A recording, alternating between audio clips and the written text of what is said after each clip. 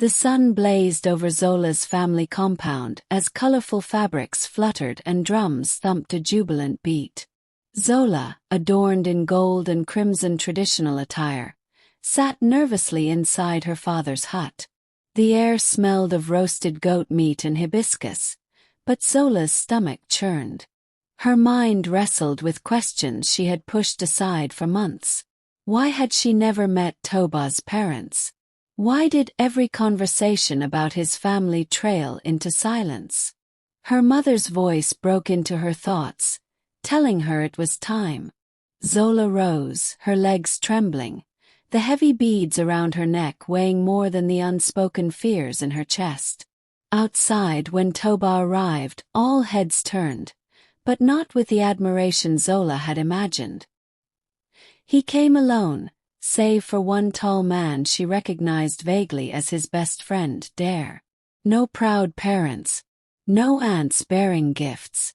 Just two young men carrying a modest tray of palm wine. A low murmur rippled through the guests like a disease, infecting faces with confusion. Zola's heart dropped. She caught her father's eye across the courtyard. His jaw tightened in a way she had never seen before. Something was wrong, deeply wrong, and it was too late to stop the ceremony now. Hanging in the air. As the ritual proceeded, Zola sat beside Toba, their hands tied loosely together with kola nuts and white cloths, a symbol of unity. But unity felt like a cruel joke. Elders who came to bless the union spoke in clipped tones, their smiles brittle. Zola's mother leaned close to whisper in her ear, asking where Toba's family was. Zola's mouth went dry. She shook her head faintly, avoiding her mother's eyes, knowing any answer she gave would only breed more questions. Beside her, Toba squeezed her hand too tightly, a silent warning she didn't understand yet. When it came time for the formal introduction, Zola's father, Chief Duroji, cleared his throat and asked the question that had been hanging unspoken in the air. Toba, my son, where are your people? The drums stopped. The chatter died. For a few awful seconds, even the birds seemed to hush. Toba swallowed hard and forced a smile. They send their blessings, he said. They are far away. His voice cracked at the end, betraying the thinness of his lie. Chief Duroji's gaze sharpened, slicing through the festive illusion. Something ancient and wary stirred in the old man's soul. But still he nodded slowly, and the ceremony continued, though a shadow had now fallen over the day. Later that evening, after the guests had eaten and left, Zola found herself alone with Toba in the small room they had been given to spend their first night. The walls were thin. She could still hear her uncles murmuring suspiciously outside. Toba avoided her gaze, fiddling with his wristwatch, an expensive piece that seemed odd considering his humble arrival. Zola perched on the edge of the bed, wringing her hands. Finally, she broke the heavy silence. Toba, she whispered, why didn't your family come? Toba flinched as if the question burned his skin. He forced a laugh, but it was hollow. They had other engagements, he said. Political things. You know, my uncle is a commissioner now. Zola stood up abruptly, cutting him off. I don't know, she snapped, voice trembling with fear more than anger. I don't know anything about your family because you never let me meet them. Toba's face darkened. For a split second, she thought she saw a flash of rage. Not at her, but at some invisible enemy. Some things are better left unknown, he said coldly. And for the first time, Zola wondered if she had just made the worst mistake of her life. That night, while Toba slept fitfully beside her, Zola lay awake staring at the cracked ceiling. Every noise outside, the chirp of crickets, the distant clatter of a fallen pot, made her skin crawl. As the moonlight seeped through the gaps in the door, she saw something poking out from Toba's abandoned jacket on the chair. Her heart thudded in her chest. She crept over and found a bundle of documents tucked inside the lining. Passports, old photographs, even a battered family portrait. Her fingers shook as she pulled out a picture showing Toba with people who looked nothing like the kind family man he portrayed. There, in the photograph, Toba stood beside a man whose face she recognized from news reports, a notorious fraudster currently on the run. Her mouth went dry. Another photo showed Toba himself standing in handcuffs, flanked by uniformed men. Zola stumbled back, gasping. The man she had married was hiding something colossal, something criminal. She snapped her head toward the bed where Toba stirred but did not wake. Her mind raced. Should she run? Should she confront him? The wedding beads felt like chains around her neck now. This was no marriage. It was an entrapment. Zola barely slept that night. As dawn crept over the thatched roofs, she wrapped the incriminating documents back into Toba's jacket. She needed answers, but she knew better than to confront him directly. Instead, she slipped outside and found her mother tending to the firewood behind the house. Pulling her aside, Zola showed her the photos, voice shaking. Her mother's face blanched with horror. "You must leave," Mama whispered fiercely, glancing around as if the walls themselves could betray them. "You must find out the truth before it swallows you whole." Mama's trembling hands folded the photos back into Zola's wrapper, urging secrecy. Determined, Zola concocted a plan. She would tell Toba she wanted to visit his supposed hometown to thank his parents for their blessings. If he refused, she would know for certain he was hiding something deadly. Inside, she found him sitting stiffly on the bed, looking pale and lost. "I want to visit your family," she said casually, pretending ignorance. Toba's reaction was instant and violent. He stood up so fast he knocked over a stool. "No," he barked, then softened his voice. "I mean, it's not a good idea right now. They're traveling." His lie was too clumsy, too desperate. Zola smiled sweetly, but inside, her heart was turning to stone. 2 days later, Zola found her opportunity. Under the pretense of fetching water from the stream, she slipped away from the compound, Toba too distracted by village politics to notice. At the water's edge, an old woman approached her, stooped and wrapped in a faded blue wrapper. The woman's milky eyes locked onto Zola's with eerie intensity. "You carry the mark of a stolen bride," the woman rasped, making Zola's blood run cold. "Beware the man who bears no roots."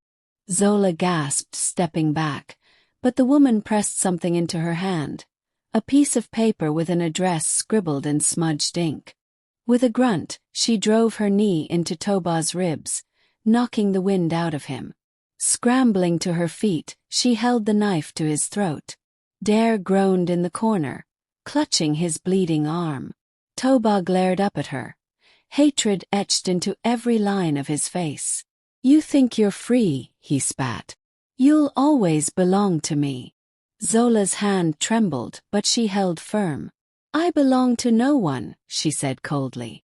Outside, the faint sound of approaching footsteps echoed through the trees. The villagers had found them. Salvation was near. The villagers stormed the shrine, torches blazing and weapons ready. Chief Durogie led them, his face a storm of fury and shame. Toba and Dare were seized at once, bound with thick ropes and dragged into the open. Zola stood silently, watching with hollow eyes as the people she had known all her life, uncles, cousins, neighbors, gathered to witness the disgrace. The chief addressed the crowd, voice trembling with righteous anger. "This man deceived us all. But let it be known, no crime against our family shall go unpunished." Under the ancient village laws, fraud and deceit of such magnitude were crimes worthy of severe punishment. The elders debated fiercely under the sacred tree, and it was finally decided. Toba and Dare would be banished into the wilderness, never to return. The sentence was swift. As the villagers dragged them away, Toba screamed vile curses at Zola, promising revenge. She watched impassively, feeling nothing. As his figure disappeared into the dark woods, a strange peace settled over her heart. She had faced the monster and won, but the scars would remain. Compound, the mood was somber. The drums that once sang of joy were now silent. Zola sat in the courtyard, head bowed, feeling the weight of everyone's eyes on her. Though she was the victim, some still whispered about the shame she had brought upon her family. Her mother sat beside her, stroking her hair silently, while her father stared into the fire with a look of quiet devastation. Zola felt like a cracked pot, once beautiful, now irreparably broken. The days that followed were a blur. Gifts from the wedding were quietly returned, and the colorful decorations were taken down. Life moved on around her, but Zola remained trapped in a prison of self-blame. She often wandered to the stream where she had first met the old woman, seeking answers. Each time, she found only the whisper of the wind and the regret gnawing at her soul. Until one evening, the old woman appeared once more, smiling sadly. "You are stronger than you know," she said. "But strength only matters when it is used to heal." Inspired by the old woman's words, Zola decided to reclaim her life. She asked her father for permission to travel to the city and start afresh. Though it broke his heart to let her go, Chief Duroji agreed. On the morning of her departure, the entire village gathered to see her off, not with scorn but with tentative hope. The shame was lifting slowly but surely.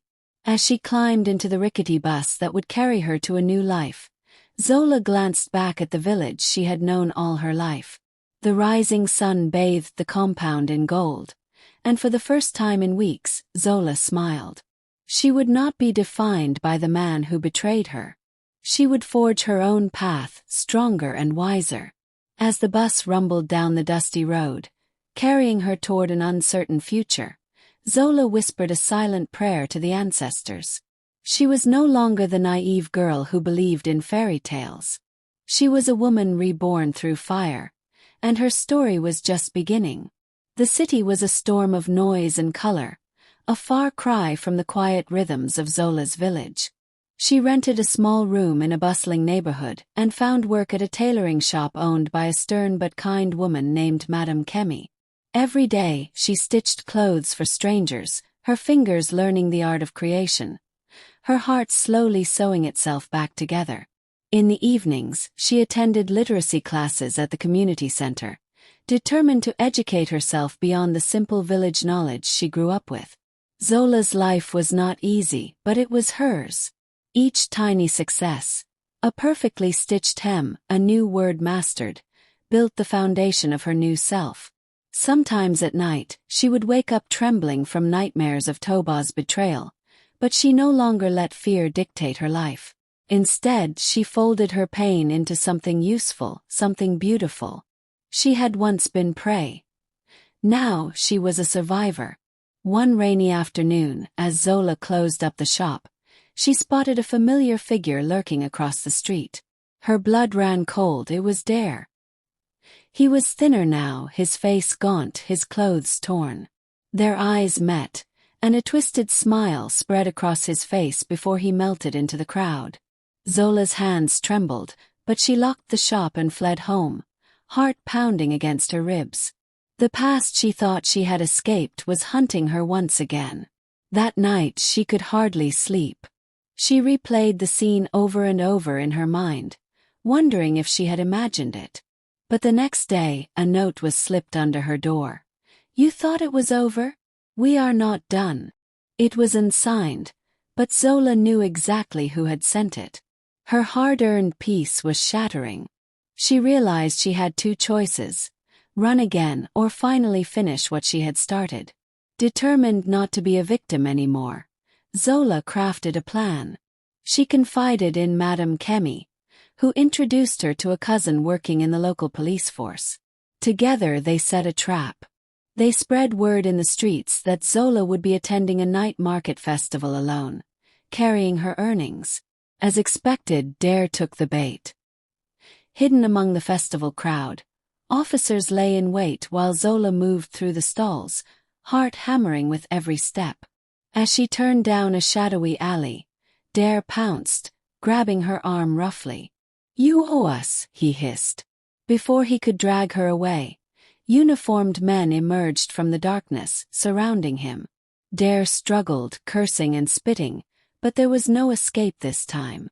The officers dragged him away in handcuffs, and Zola sank to her knees, trembling but victorious. She had faced her demons and conquered them. A week after Dare's arrest, Zola received a letter from the village. It was from her father. Chief Durogie wrote with pride about her courage and resilience, confessing that he had feared she would never recover from her ordeal. "You have turned our shame into strength," he wrote. "You are the daughter of warriors." Tears blurred Zola's vision as she clutched the letter to her chest. For the first time in a long while, she felt truly whole. She sat at her tiny desk and began writing a letter of her own, to the girl she used to be. She wrote about heartbreak and betrayal, about the strength hidden deep inside, about hope and healing. She never mailed it. She didn't need to. That letter was a bridge between her past and her future. As she folded the paper and tucked it into her journal, she realized she was no longer running from her story. She was owning it. Years later, Zola stood at the grand opening of her own fashion boutique, a successful designer known for her bold, beautiful creations. Customers crowded the shop, admiring her work. Photographers snapped pictures, and journalists scribbled notes. Amid the laughter and excitement, Zola spotted a familiar figure, the old woman from the stream, watching from the crowd with a proud smile before vanishing like a mist. Zola smiled to herself, a deep, contented smile. She had walked through fire and emerged stronger, fiercer, wiser. Toba, Dare, and all their lies were distant memories, powerless over her now. Her life was not a fairy tale, it was something better. It was real. It was hers. She turned to greet her guests, the sunlight catching the gold bracelet at her wrist, a gift from her father engraved with the words, "From ashes we rise." And rise she had. The moral lesson of this story is, never trust blindly without seeking the truth. True strength is not in avoiding pain, but in rising from it. Your past may shape you, but it does not define you. Healing is a choice, and courage is the bridge.